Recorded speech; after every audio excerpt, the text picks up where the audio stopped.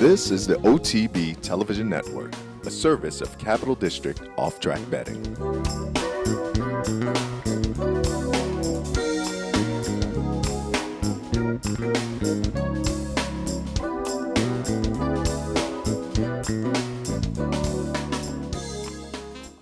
Good morning and welcome to Loose on the Lead. Seth Merrill from Equidaily in the studio, live via phone from the Belmont Park area. I'm not sure whether Belmont Park itself, but it is Steve Vick from Sirius and XM's At the Races. Good morning, Steve. Good morning, Seth. Good morning, everybody. And we should remind people you've been down at Belmont for the past few days, and you'll be broadcasting live all week long, bringing firsthand knowledge. And I know you broadcast from Belmont Park, so we'll get some of your thoughts on what you've seen so far this week, certainly. Before we get into some of that, do want to touch on one note as we went through the card earlier on the Handicappers Report. Toy Cannon makes the seasonal debut this morning or this afternoon, so good luck there. Thanks a lot. He tried to run last week and got an off-the-turf scenario, and no such issues today. It's absolutely gorgeous. If we could bottle this and save it for next Saturday, that'd be great. But I'm going to look forward to this. He obviously took the winter off, has been working really well. Put blinkers on today, maybe to keep him a little bit more involved early, but hope he still has the good finish that he's always shown. He's obviously wind shy, but this is it's an interesting group. Some comebackers and some horses moving over to the grass. It's a fun race early there on the card in the second. Yeah, race number 2. It's a partnership between your DT Stables and Paul Pomp at Toy Cannon, so we can all give a rooting interest there. So again, good luck. Some of the news since we talked last Sunday. Last Sunday, obviously, we talked to Mike Welch, and we were talking about it on the show, as well as virtually everyone in the racing world. That $6 million pot that was potentially going to go into Memorial Day, the Rainbow Six down at Gulfstream Park. They were thinking another $10 million maybe would be put in. Everybody had been handicapping for days, and what happens? The last possible day, Dan Borislow, the one-time owner of Tocchet, the former owner of Tocchet, swoops in with a single ticket, pulls down the $6 million on Sunday. Plenty of conversation about it during the week. A couple of things I found notable. One was, given that the pool was given away on Sunday, I think it was a best case scenario for Gulfstream on Monday. They still got $700,000 in the pool, and I think it was a combination of folks that put so much time and effort into handicapping, and I also think there was probably some people who didn't hear the news. But I thought it was amazing that they pulled in $700,000. So it still ended up to be a worthwhile day to take a little bit of a shot at it. When I saw the pool before the race had reached about 250, I put my ticket in, and I'm sure other people were thinking along the same lines. But I've now had a chance to read all the comments online and what the pundits had to say over the past week.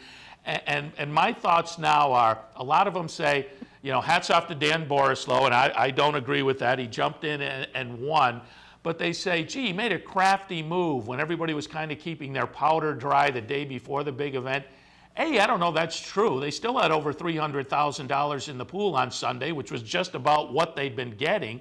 But B, I think, okay, he scored. I think it was more luck than anything else, because a lot of odds-on favorites went down in that sequence. It may have been in every race. And so and then you add in the last race, he wins by a whisker, and the horse that ran second would have provided for the carryover to go to Monday. So I think it was, again, hats off to him for taking the shot, but I think there was a lot more luck than strategy involved in the play. What were your thoughts on that? Well, I had Borislow on the air on Monday, and of course it was very disappointing to Tim Redbow, who we talked to on Tuesday.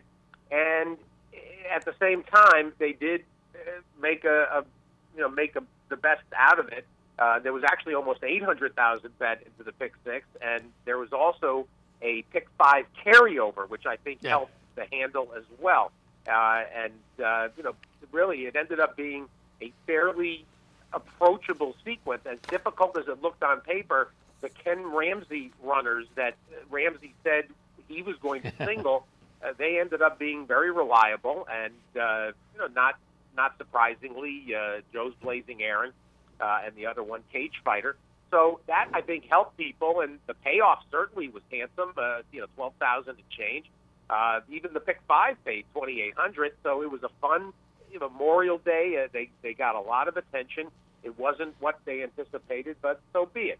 Borislav, with me on the radio Monday, admitted very candidly that he was lucky. Now, he also said that even though he spent $15,000 on the 2 tickets, he very well would have won had he played his simple ticket, which was around 3,800, and he really boosted it. I mean, he's a free swinger. He's a guy that is well known to send in, big dollars. I mean, he's been a big ticket player for a number of years, and in part, he played on Sunday because his son was graduating high school on Monday. They were having a party, so he knew he wasn't going to be able to participate.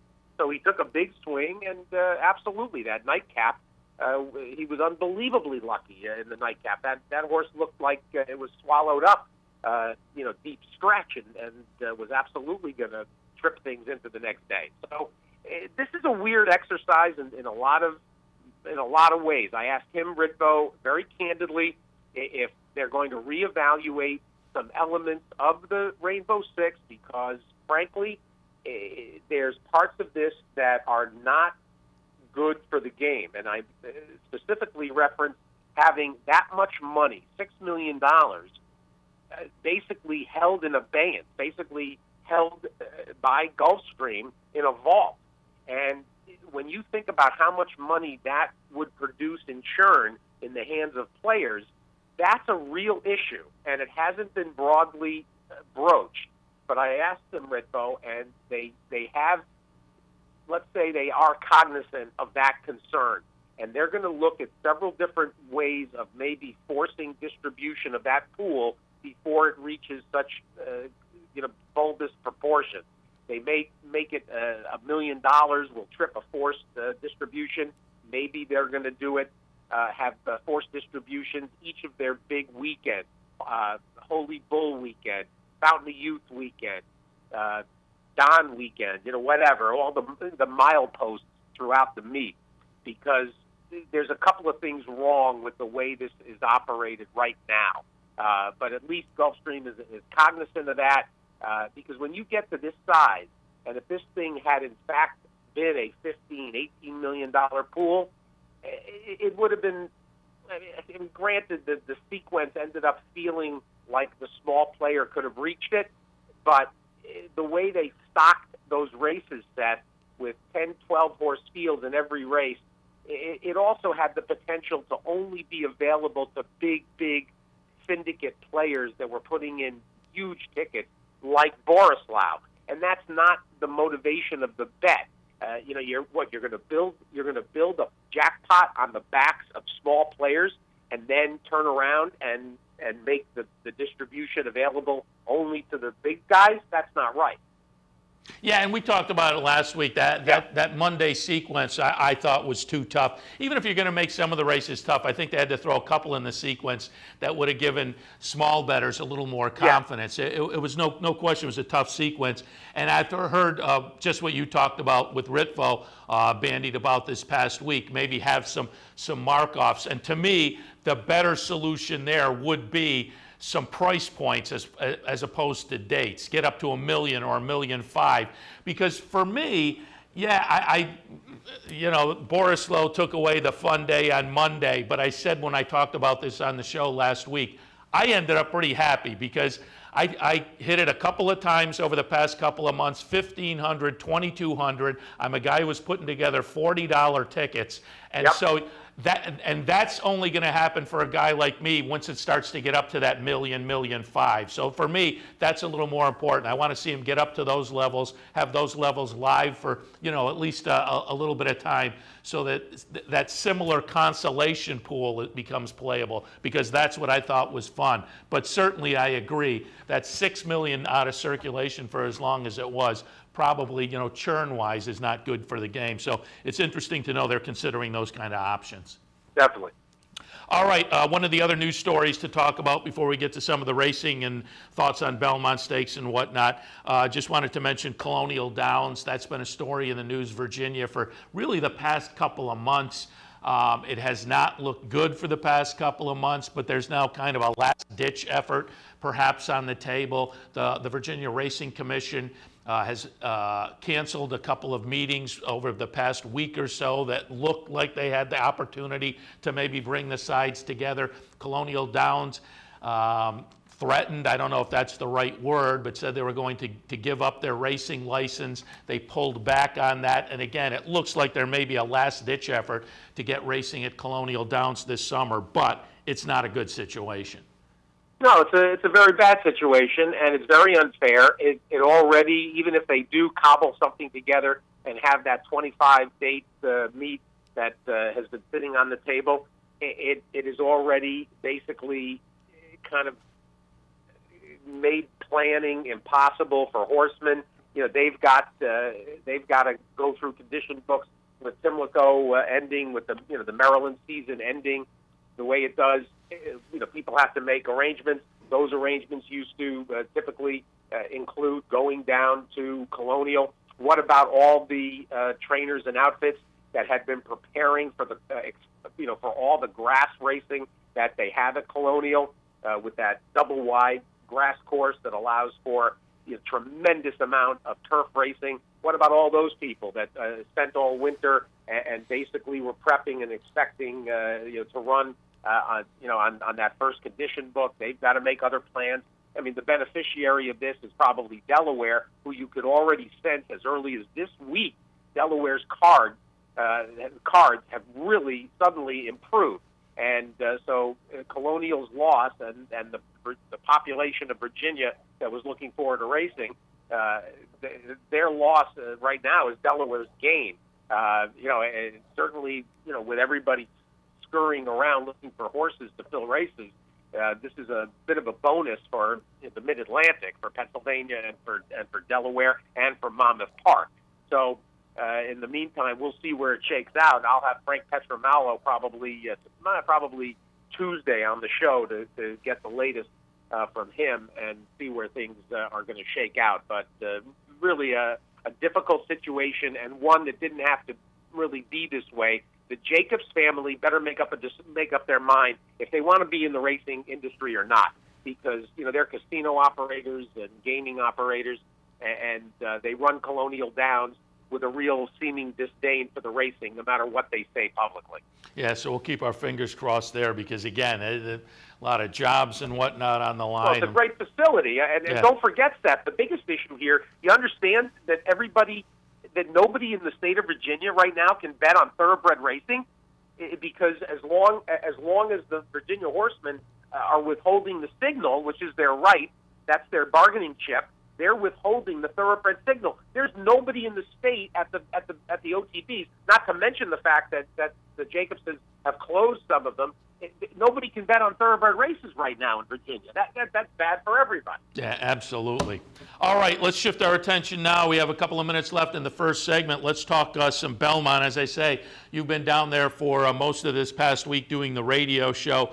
We have some workout videos from yesterday to take a look at, but before we get to that, just overall impressions is, you got there a few days ago, about a week and a half out, and then the days leading up. What are you seeing down there at Belmont as far as Belmont Stakes preparations, or any news coming out of what's happening on the track down there?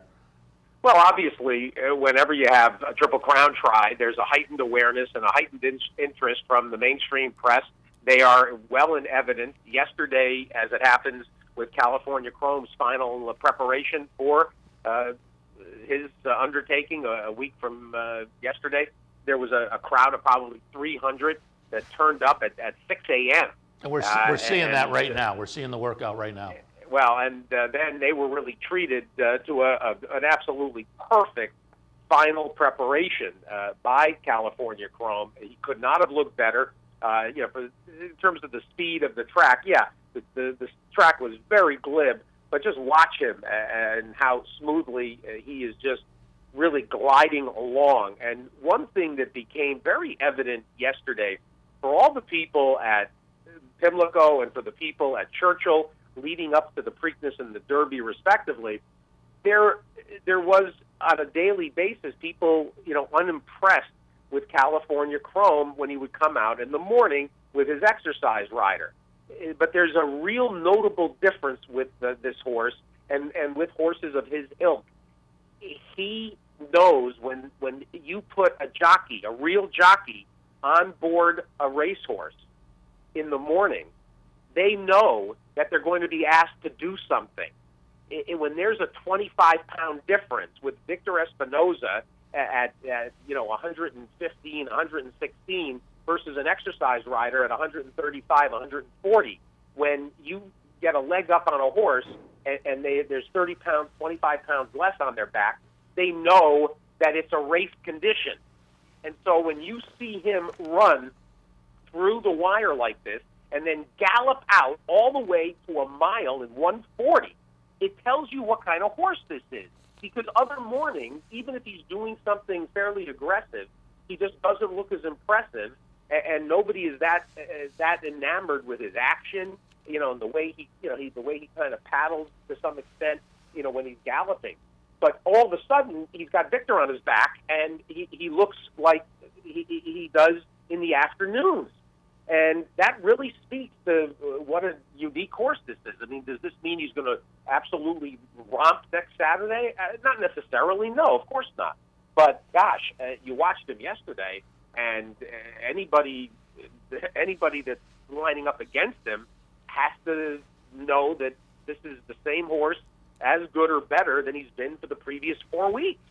It's really pretty exciting, and you really sense an atmosphere of anticipation from everybody involved, whether it's media, whether it's the public, whether it's the other horsemen.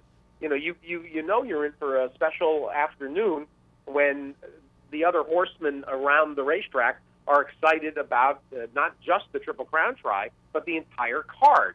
And now that we're getting closer and we know what kind of fields are shaping up, the concept of this super day with the Met Mile, the Ogden Phipps, and everything else that already comes with a Belmont Stakes and now a Triple Crown Try, you've got a recipe for something spectacular, and that's seemingly what we're in store for. And after a little concern about a weather forecast, now it seems like the weather forecast has improved for the end of next week, and I think it looks like all systems are go on all fronts. Yeah, that's the only thing. We're keeping our cross. No dings in the next week, and the weather holds out, because if so, it is going to be a blockbuster day. As you say, Triple Crown and that undercard, particularly that Phipps, is just shaping up to be great. Let's take a look at a couple more works before we go to the break.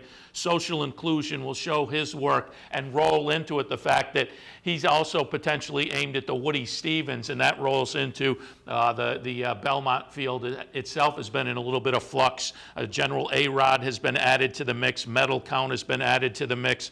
And as I say, Social Inclusion, not absolutely certain yet, may go to the Woody Stephens. Steve, we're watching Social Inclusion's work right now. What are your thoughts?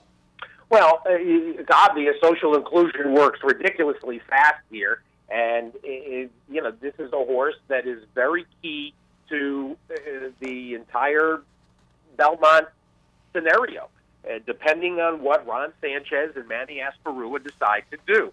They said that the decision was going to come yesterday. It didn't.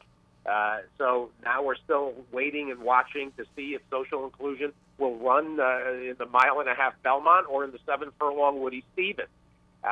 The speed at which he clips along here, watching this work, is very impressive. I mean, this is just a pure speedball horse that has the ability to stretch and carry his momentum, much like a Bodemeister, but he's even faster than Bodemeister.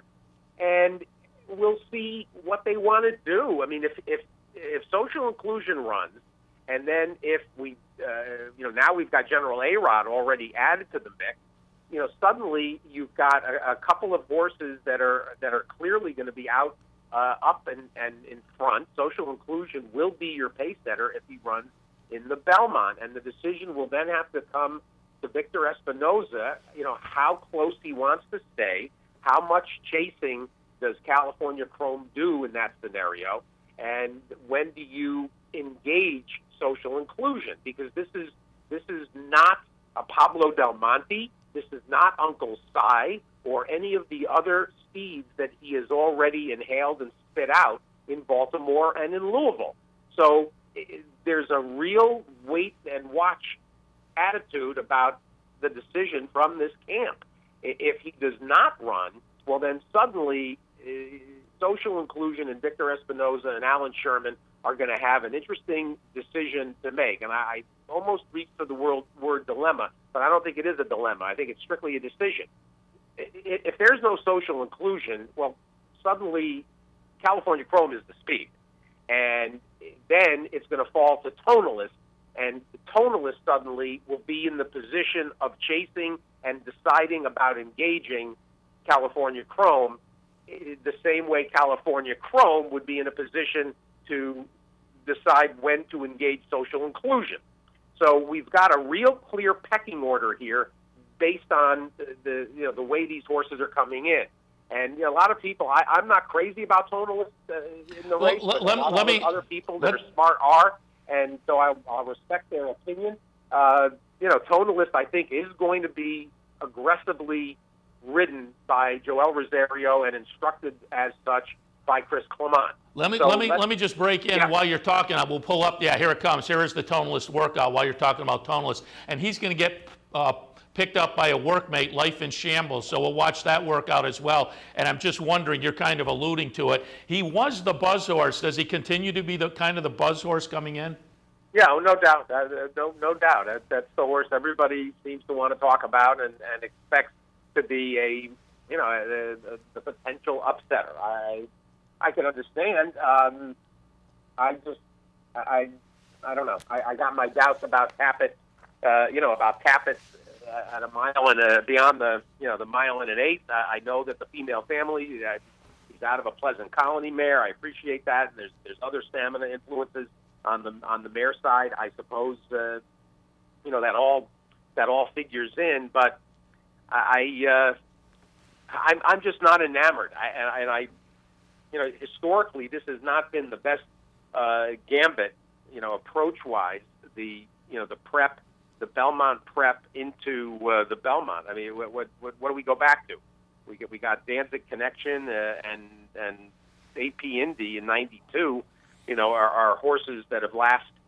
You got to go back to the '90s and the '80s to find a horse that that took this route of preparing at Belmont and then spinning back. Whether it was the Peter Pan or I think go back earlier. I think the Withers was in that spot too. So I don't know. I'm not all that. I'm just not a Tonalist guy. I'll use him. I'll certainly respect him in the plays, but I don't know. I'm not enamored. The horse that nobody is talking about is Samrat, who is the horse that stayed closest, longest in the Derby to California Chrome.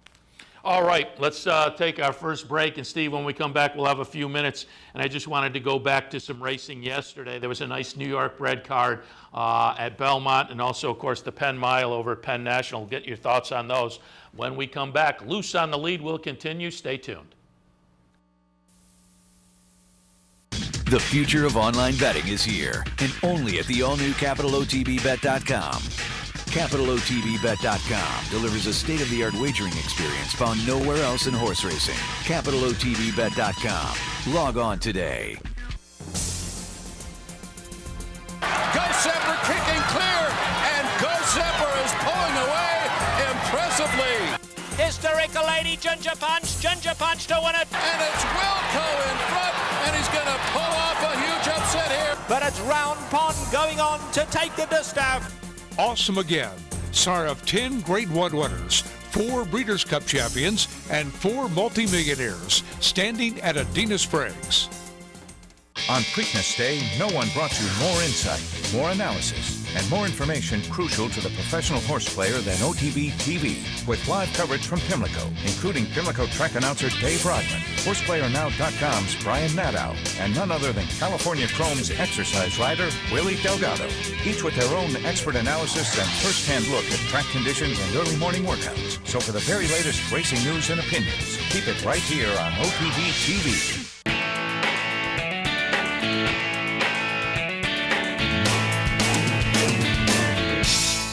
It's more than just a sports bar. It's Stadium Cafe. Located at 389 Broadway in Saratoga, it's the place to be for great times and great food. Their menu features everything from gourmet entrees to your favorite wraps and sandwiches. Or maybe you just want to grab a beer and catch the game. So what could be better than that? How about 2 Stadium Cafes? There's also the Westside Stadium, right up the road at 112 Congress Street. Same great menu, same great service. Whether you're hanging at the bar or just relaxing outside on their spacious covered patio, you'll always leave knowing you'll be back again. We love, above all, the staff. We love Dave Harmon, and the food is fantastic. Not 1, but 2. 112 Congress Street, 389 Broadway. Guaranteed to be a home run. I'm Seth Merrill. Join me Friday and Saturday, June 6th and 7th, when I'll be reporting live from the backstretch at Belmont. We'll be speaking with top trainers and analysts, getting insights on all of the stakes action from Belmont Stakes Day. All the best right here on Capital OTB TV. Welcome back to Lucid on the Lead. Seth Merrill in the studio. Steve Vick via phone down at the Belmont Park area where he's been broadcasting the radio show. That will continue all this week. Sirius and XM. You can hear the replays here the next morning on Capital OTB TV. And Steve, let's go back to yesterday. They had that nice Big Apple Showcase Day down at Belmont Park. I wanted to pick up a couple of races that I thought were of a little bit interest. First, the Mike Lee, which is the first race in that Big Apple Triple. The Mike Lee, the New York Derby up at Finger Lakes, the Albany at Saratoga. But the Mike Lee kicked things off yesterday, and I wanted to show this one. I thought we may get to see Uncle Si facing some State Bred company. He winds up being a scratch, but we still, I think, saw an interesting winner in here. Number 10, Captain Sirius, as we watch the stretch run, will get it done for Mike Hushin in only the 3rd career start. This is now 3 for 3 for Captain Sirius and wins by open lengths as the 7-5 favorite. So I think this is not only a nice 3-year-old New York bred, I think this is a horse that has the potential to step out into open company as well. Yeah, and we'll see how quickly Hushin takes on open company. But in the meantime, this is clearly a very nice horse for Barry Schwartz. And, the performance here, yes, the track was glib. However, the way he ran away from this group, and this was a pretty solid bunch. I mean, there were some horses in here that had serious speed and, had already, I thought, posted some decent credentials coming into it, but Captain Sirius was the horse that had the focus, and then comes away, really with a little bit of buzz to him. 95 buyer with the kind of racetrack you had. He finishes in a tick under 121 flat. I mean, crazy fast time for 7/8, and there's a lot to like here. This is a very simply homebred product of Schwartz, being by successful appeal, and I think everybody came away impressed by him. Absolutely, and let's go a little bit later on the card. The commentator for the older horses, a couple $100,000 a mile on the dirt. And this was a very impressive performance as well. Zevo goes off as the 6-5 favorite, but as Tom Durkin said early in the race, sat in the back of the pack. And as we pick it up in the stretch, check the chicklets.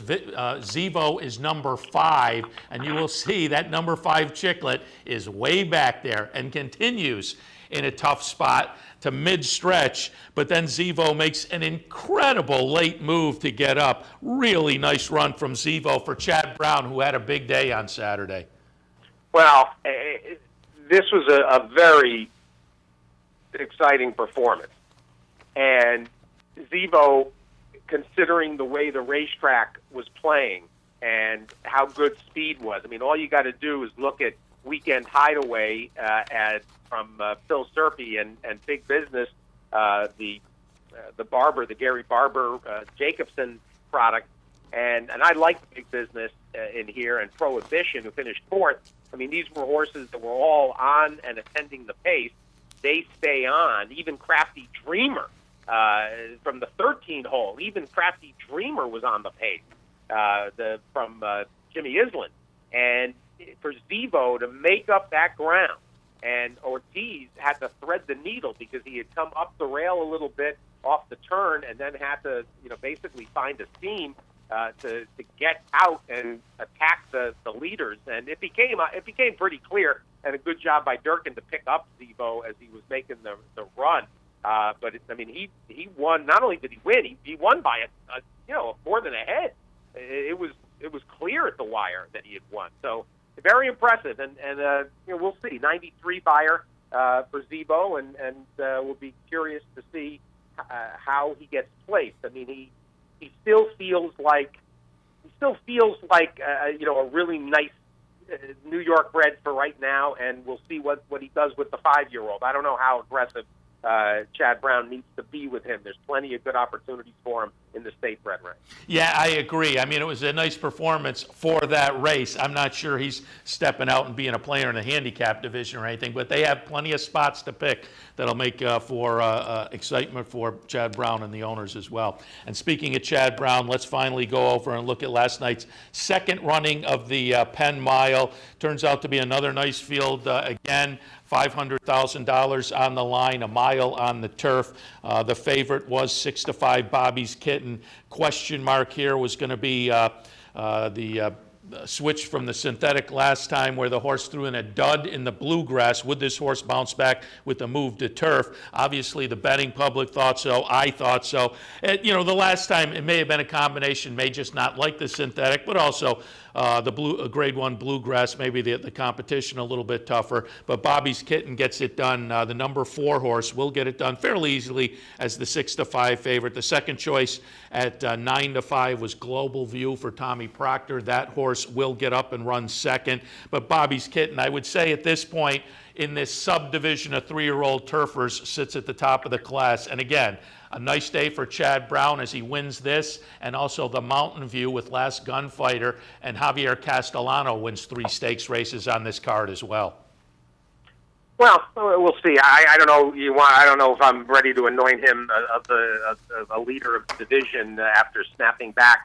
What was good about this performance was that he did seem to be comfortable rating here, behind that long shot, the 150 to 1 local product that was hopeless, and it was impressive. I guess the jury's out for me on this horse. I want to see him do a little bit more and do it with get really back into a groove. I was happily against him in the bluegrass.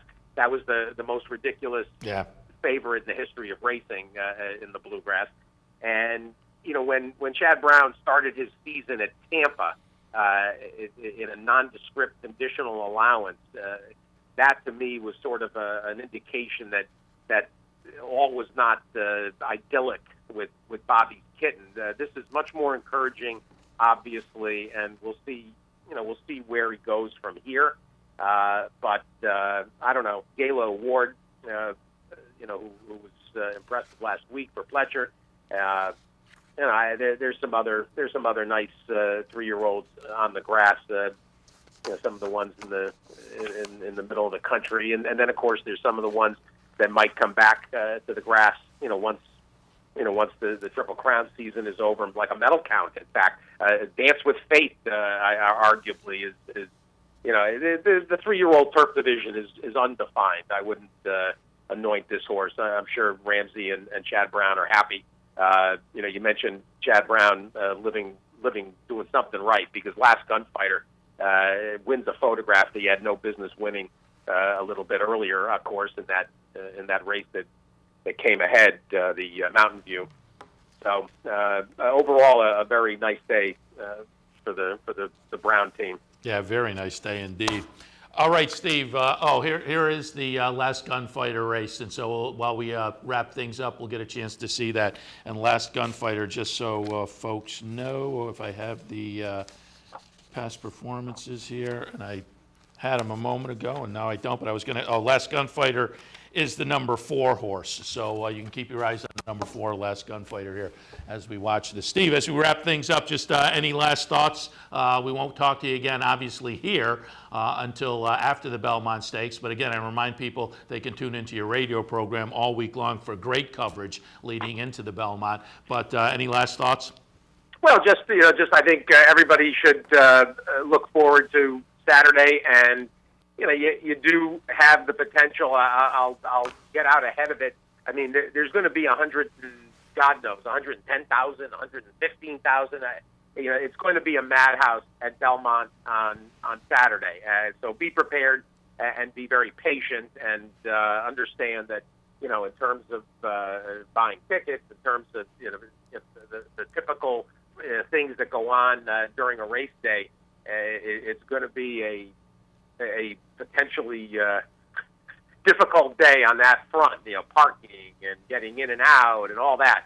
So I hope people are going to be cognizant and go in with the right attitude that you're there to have potentially incredibly special and historic moment, and that's what, of course, we're all rooting for. The fields have started to come together. I mean, don't even think that the Belmont itself is the sole interest on Saturday. You've got a Met Mile that is going to be just unbelievable, with Palace Malice and Golden Sense and Central Banker and Normandy Invasion and on and on and on. And then, of course, the Ogden Fifths with Beholder and Silmar and Hatches and Little Mike in the Manhattan with Amir's Prince and Seek Again. And God, it's going to be an amazing day. The grade ones, you got the Just a Game as well. We're hopefully the New York bred again. The street mark for Chris Clement, saw her out there this morning for an extended period. So lots to look forward to, and I'm excited about tomorrow morning and. Nope. Well, it looks like perhaps we lost Steve there, but we were ready to wrap things up anyway. Don't forget, tune in to Steve Bick, Sirius and XM. He's down there at Belmont all week long. He'll have great interviews, previews of all the action that's replayed every morning right here on the network as well. And we're going to head down the end of the week and shoot some video down there also. So we'll wrap things up for this segment. When we come back, we have John White from Santa Anita joining us. We'll talk some of his thoughts on California Chrome and the upcoming shot at a Triple Crown. Also take a little review of yesterday's American Oaks Grade 1 race out there at Santa Anita on Saturday afternoon. All of that right after this. I'm Seth Merrill. Join me Friday and Saturday, June 6th and 7th, when I'll be reporting live from the backstretch at Belmont. We'll be speaking with top trainers and analysts, getting insights on all of the stakes action from Belmont Stakes Day. All the best right here on Capital OTB TV. Fascinated by the world of horse racing? Interested in honing your handicapping skills? Class is in session. Night school, Monday nights. Easy to access online. It's free, interactive, and informative for the casual and serious race fan. Horse Player Now Buzz. Live horses to watch emailed to you daily. Our eyes, your prize. Night School in the Buzz. Visit horseplayernow.com for details. And now Seattle Slew goes for the lead. Well, the gate opened. I went to the first two, and I couldn't believe I was by myself. To me, at that time, the race was over. They're nearing the finish line. It's still Seattle Slew, and he's opened it out to 4.5. He's just here to win the Belmont. Never mind the Triple Crown. That was like, dream come true to me. There are races and there are events. On Saturday, June 7th, experience the richest day in the history of the Belmont Stakes. I didn't want to get just any degree after high school. Horse racing has always been my passion. I was already a lawyer. When I was young, my dad took me to the races. The sound of the crowd. I still remember. I'm 40, and I don't want to stay in a career I don't love. I want to follow my passion.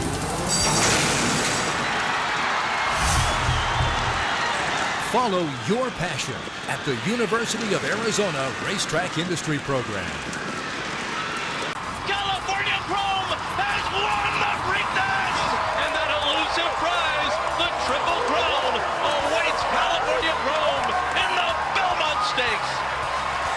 The dream continues. The Triple Crown dream is still alive.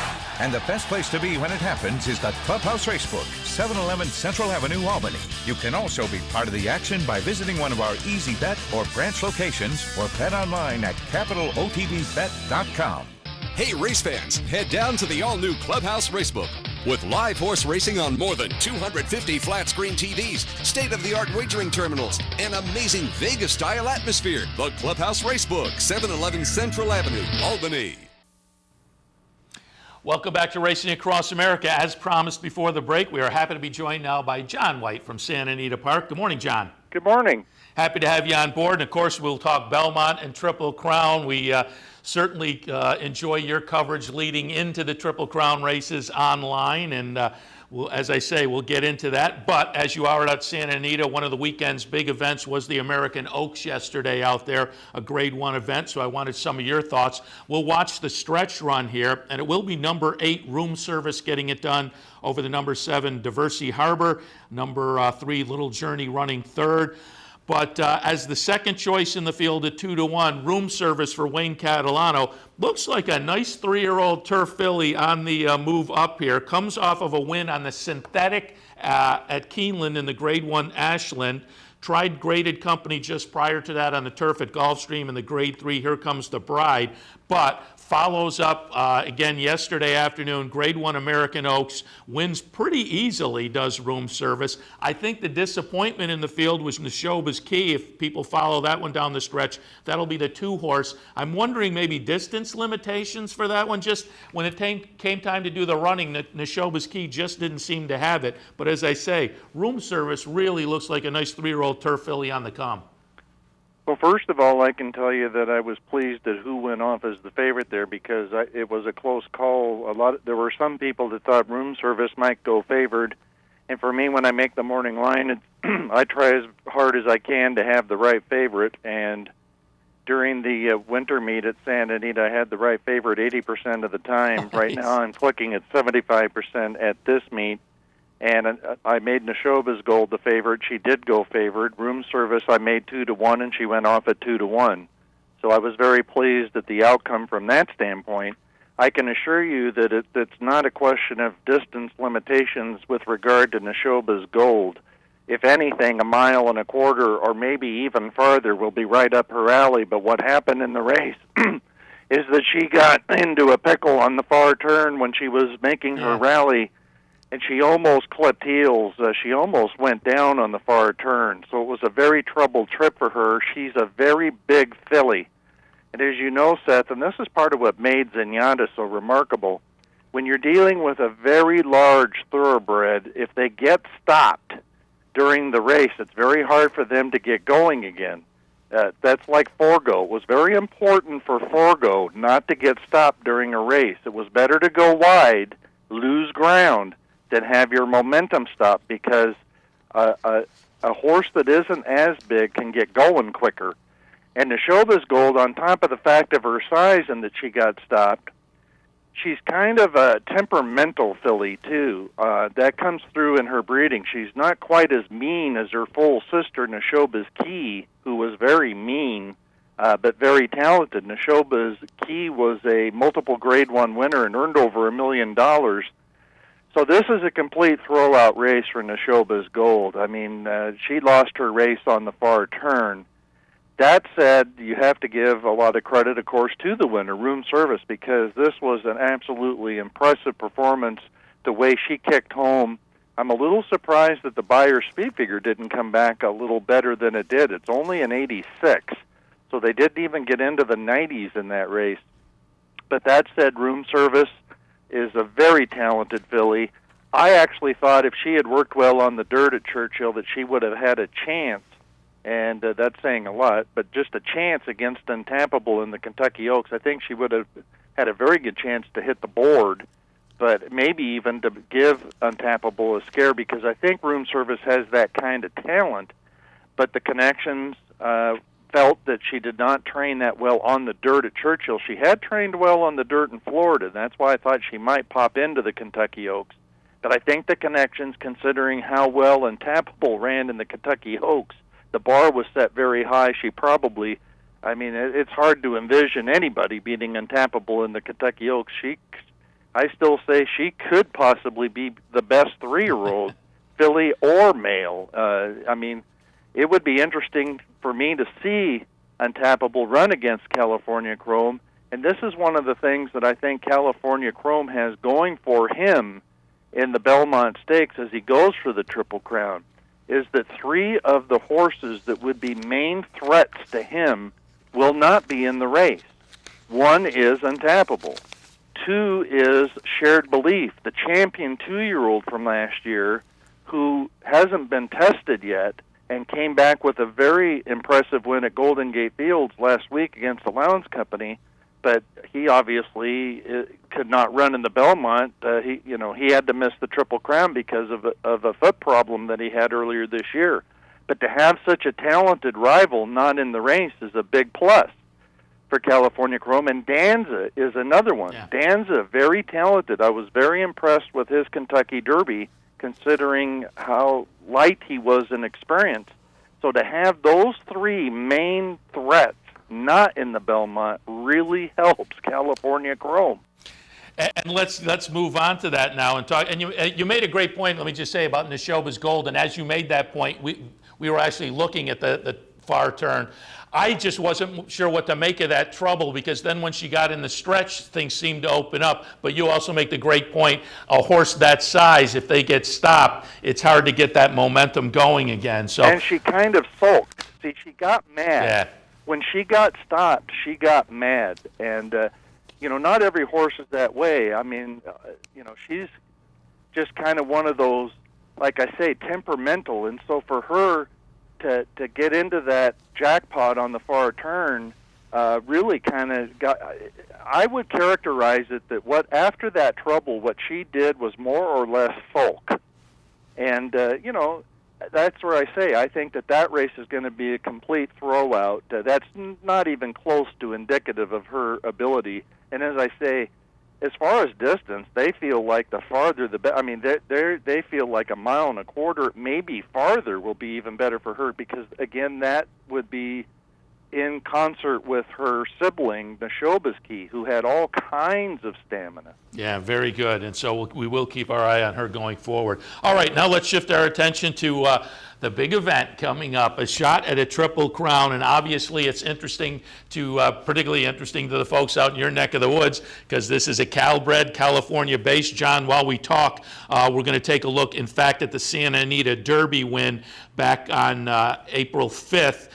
This one in the middle of this current win streak, but I think helped define California Chrome as the Kentucky Derby favorite. So a really, really nice win in the Santa Anita Derby. And I just wanted to point out while we watch this, your online column a couple of weeks ago made it completely apparent that there are a lot of fans out there in Southern California rooting for this horse, because you said the roar at Santa Anita for a race on a television screen was one of the loudest you've heard.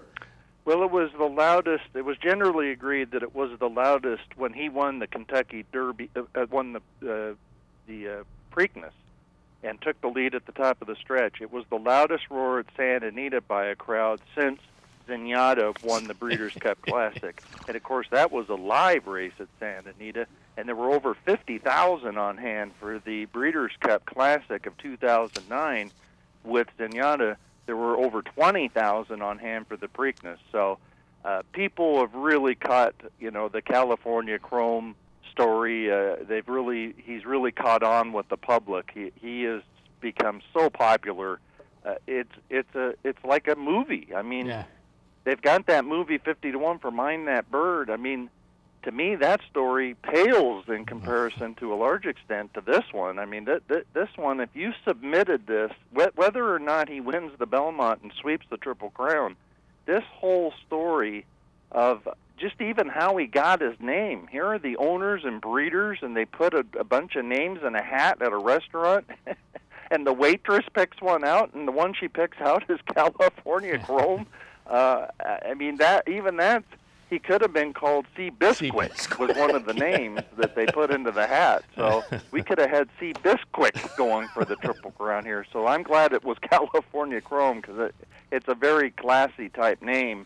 And he's just, it's going to be a lot of fun, obviously, for anybody at Belmont on Belmont Day. but it's going to be a lot of fun for anybody at Santa Anita on Belmont Day, too. Yeah, I've said that. Obviously, it's a huge day at Belmont. They're going to have an incredible crowd. But I think simulcast facilities, racetracks all around the country are going to do big days because history potentially in the making. Give us your thoughts. California Chrome, the reports from Belmont have been just so good. Seems to be holding his weight, maybe even gaining weight. So health-wise, he seems in good shape and really seems to have taken to the track. So what are your thoughts on Triple Crown potential? I think he's got a very good chance. I had more confidence in I'll Have Another. If I'll Have Another had not been injured and had run in the Belmont, to me, he was close to a slam dunk. Secretariat was a slam dunk, I felt, but I'll Have Another was close to a slam dunk. And considering the way Union Rags won that race with his final time and his buyer defeating Painter, I think that I'll Have Another could have brought his B game almost that day, and he had definitely the breeding for the mile and a half, and he had the heart to win the race. I just don't think they would have beat I'll Have Another. If Union Rags had won by 5 and posted a good time, earned a big buyer, that type of thing, then I would say who knows. It's like the Preakness between Barbaro and Bernardini. That one I'll never know because Barbaro was undefeated going into the Preakness and had run a fantastic Kentucky Derby, but then Bernardini turned out to be the champion that year, and actually his buyer speed figure in the Preakness was higher than anything that Barbaro would ever run. So that Barbaro might have won, Bernardini might have won, but I don't feel that same way about Union Rags and I'll Have Another. And this race, Tonalist to me is clearly the main threat here, I feel, because California Chrome has demonstrated his superiority over the rest of these horses that he's been facing in the Kentucky Derby and Preakness. But then you have to worry about the things that we've seen happen through the years with many good horses. And all you have to do is remember, as great a horse as Spectacular Bid did not sweep the Triple Crown. And California Chrome to this date has not reminded me of Spectacular Bid.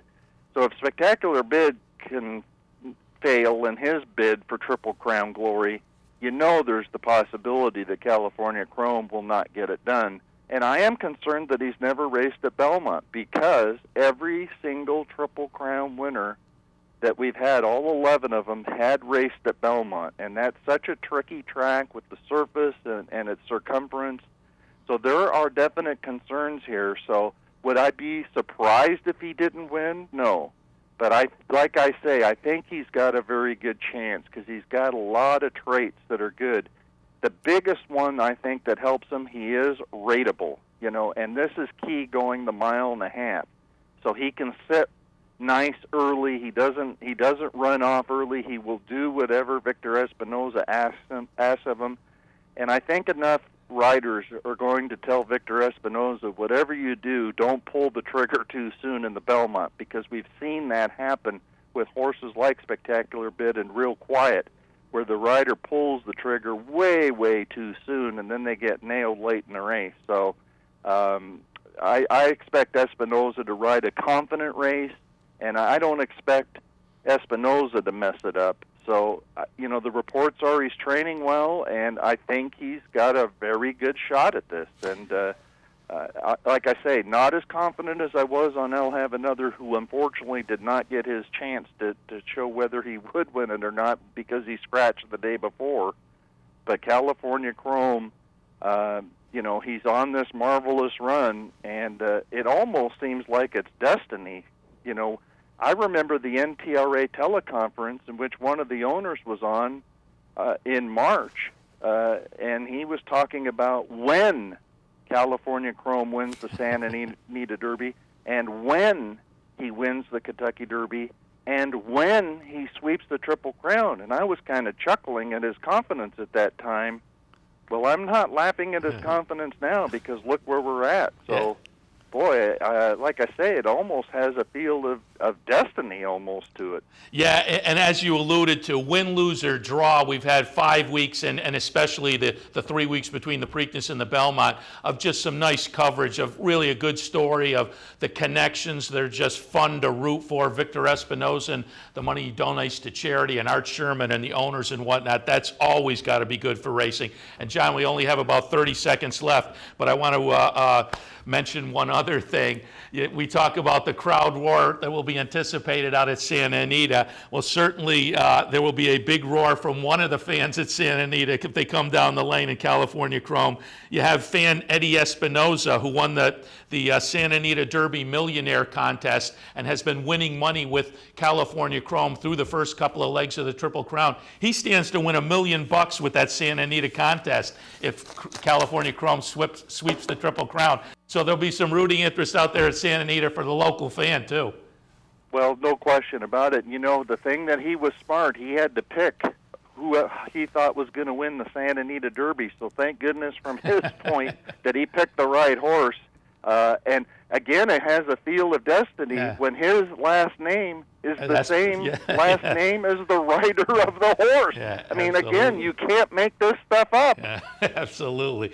John, thanks. We appreciate the input. Always like to talk to you at this time of year because we know you follow the Triple Crown Trail so closely. We'll be picking up on your column this week and see what your late thoughts are heading into the Belmont Stakes. We cover your columns always because they're always insightful, but we really appreciate the visit this morning. Thanks a lot, Seth. Have a great day. You too. John White from Santa Anita. A little bit earlier on, Steve Bick, my partner, who's usually in the studio, but he's live doing his radio show from Belmont weekdays on Sirius and XM. Catch that because he's going to have complete coverage all week long, which is repeated early in the morning here on the OTB network. Going to wrap things up now for Loose on the Lead for this Sunday morning, or every Sunday from 10 until 11 a.m. Don't forget questions, comments, suggestions, looseonthelead@yahoo.com. We would love to hear from you. Going to wrap it up right now. As I said, not back for Loose on the Lead until next week. However, I will be in tomorrow morning at 9 a.m. for the handicapper support and Racing Across America at 10 a.m. So cash some tickets this afternoon. Enjoy the racing. We'll see you again tomorrow morning.